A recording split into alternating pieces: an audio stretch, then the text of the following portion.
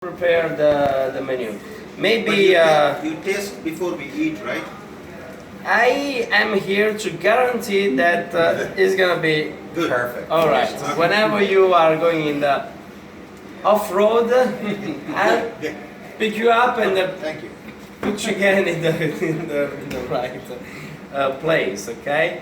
I try to do the best I can, but you also try to do the best you can. Enjoy. You can do videos or pictures. But focus also on what we're doing and try to listen whenever I talk, for instruction, even if it's not directly for your task.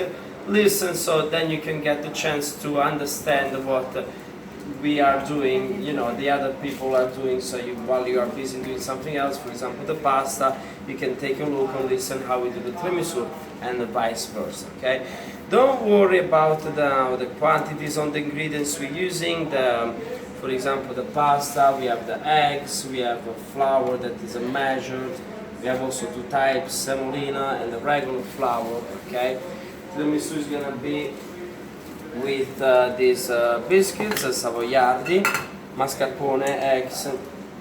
All the quantities of this is printed for you, so don't worry so much about the quantity of the ingredients. Focus